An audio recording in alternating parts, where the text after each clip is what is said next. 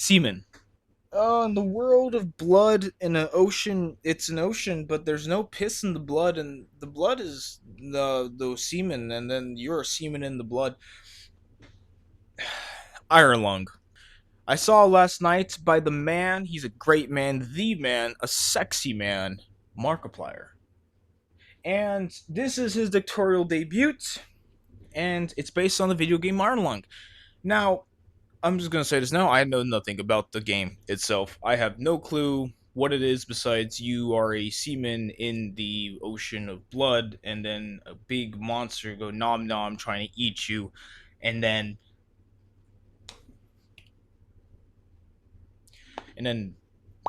I know nothing about the game.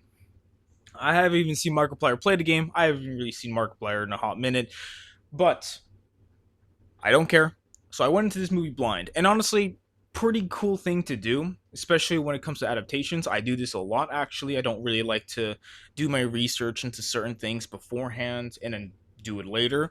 But Iron Lung. Now I'm just going to talk about it as a movie first before like doing things I just don't understand. First off, the story. I think Markiplier did a pretty good job here engaging a story in a such a tight confined setting. Now, when I first thought about this movie and when I first even gave my prediction about this film, I originally thought this wouldn't work due to the fact of how hard it is to make a small setting like a submarine, for example, just entertaining, engaging. Why should I keep my eyes on the screen if we see no change really? But the story overall was engaging. The story, though, not being crazy or revolutionary or like the most unique thing you ever see, but it's just Markiplier being a convict for, just being arrested and now has to do this as punishment, even though it's not punishment. They're doing this for the greater of humanity. And yeah, Markiplier really just wants his freedom in the end of this whole film. I thought the camera shot was pretty good for being in a submarine for like 2.5 hours. Not 2.5 hours. That's false news. For 2 hours and 7 minutes, I do like how it was shot. Especially every time like we would go into like an object's perspective, like during the speaker moments. Sometimes the camera would be viewing within the speaker, like this is the speaker thing, uh the speaker things, like with all the little fucking circles everywhere, and it's just like showing you to like whatever the hell I'm trying to do. But it would be pretty cool because you would see like from different perspectives, especially when the speaker is talking to Markiplier. It feels like we're actually communicating with certain people. And then of course when it switches to like showing us elements within the submarine, of course it's just Markiplier really. The other cast members in this film either show up briefly in a window in the station, whatever, like the submarine station, or they're just a voice.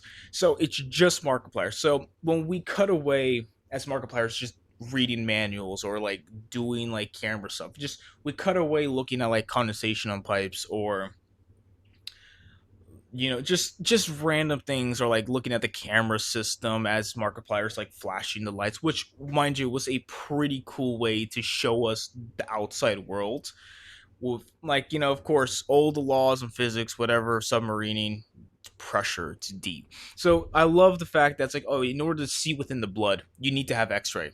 Pretty cool, especially the images that you would see, the most horrifying thing within the movie just right there.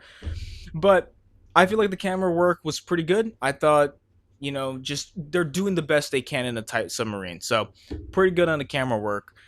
Now going into my first negative, like I said about the horror, the imaging is the biggest horror thing really, because this movie, it is titled as a horror film, and yet this is not scary.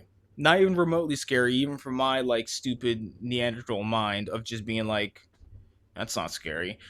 Generally, there's nothing to be afraid of in this film. It's kind of hard to fear the unknown at times when you don't really see the unknown, but at the same time though, it's like you're not going to see Markiplier go out in like a submarine suit or whatever, or like a scuba diver suit, and fight the fucking thing in this blood ocean. It's not going to really happen. So generally, it's just what are you gonna be afraid of, really? I mean, in the end of the day, Markiplier does die. He implodes, and it's pretty much it. I mean, I feel like for me, the most scary thing for me personally, the most terrifying thing within the movie was when Markiplier had to go down into the submarine, like under like the floorboards, and go grab a black box full of information. And it's like as he's doing it, it's like the submarine's filling full of blood. My claustrophobia, thalassophobia ass could not do that. So that was the most terrifying thing. I was clenching in my seat. Yeah, but overall, the movie is just not scary. Uh, Another thing though, it's I feel like the movie could have been shorter. On top of things, is like because there's a lot of times I love the condensation like pipe building. It's a weird way to describe that, but I like how you would see like for in the beginning of the film they just drop condensation and it hits a pipe and it just evaporates. Like elements like that is cool, but when you're consistently showing me random fucking things, like here's the wall and like it's like wonderful wall, like that's a great looking wall. I like that wall actually. It's nice. It's white. It's pretty cool.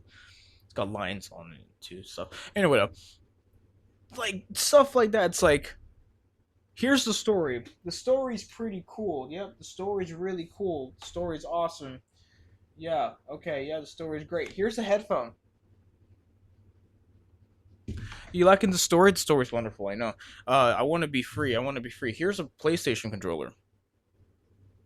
So that's pretty much what the movie does. It would cut away. I mean, it's not like you're missing anything, though. I mean, it's a submarine, but it would cut away to some random thing, and you would still hear things, but it's like, it. Look, Batman, like, it would kind of just cut away like that. It, so I feel like the movie could have been maybe 15 minutes shorter if you just kind of cut certain moments like that. But that's fine, whatever. It's not like it hinders the movie like to a drastic point. It's not like a big problem for me. Now something that definitely was sitting with me was oxygen. Now I do believe oxygen might play a big role in the movie, I'm guessing, or in the game. Now, in the movie, 10 minutes within the movie, we lose one oxygen point. There's like four oxygen lights, like squares of oxygen lights. One, two, three, four. We lose one in the first 10 minutes. So that tells me it's like, oh shit, okay, oxygen is going to be a big thing in this film. But then it's like Markiplier has a problem. His second dive in, the monster probably like attacks the ship and pushes it into like a cavern system, like a big cave system in the ocean, and apparently Mark is gone for like days. And somehow he didn't use up all four of his oxygen supply, even though his first one got outed like in 10 minutes of the film. He somehow still got two left. And then when he loses his second to last one, he's down to one bar left.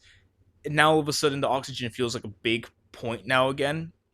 Even though it's like we're like an hour 35 into the film now, and it's like you really haven't addressed oxygen.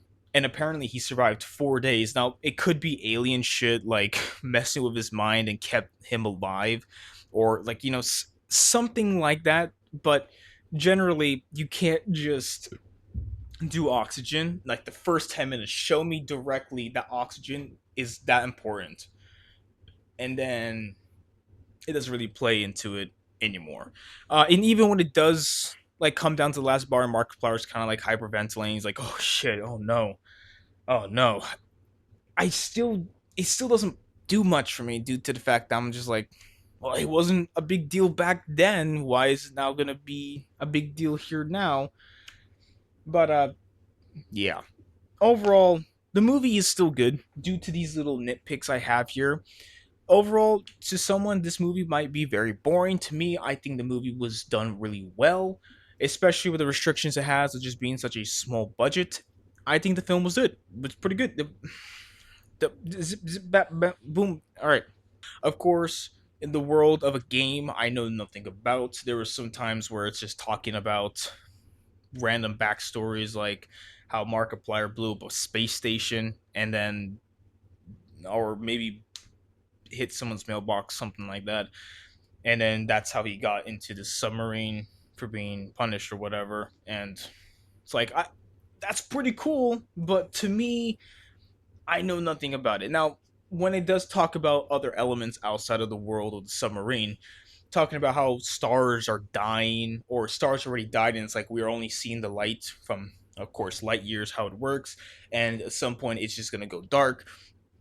That's pretty cool. That's actually really cool, and I would love to see if this inspires the creator to make a second game of Iron Lung or continue the story. And then does that mean we're gonna get a sequel, or does just mean we're gonna get a sequel to the movie, and the game kind of just stands alone? But generally, great start to Markiplier's Hollywood career. I really do hope that this is going to be more of an invitation for him to do more stuff as director, writer, actor, because he did a really good job.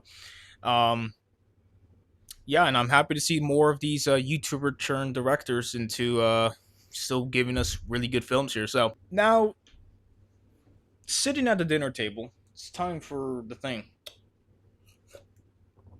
Iron Lung, I'm gonna give it a 7 out of 10. Chicken burgers. Yeah, that's pretty much it. So the whole semen piss full of blood and semen go tubing. Good night.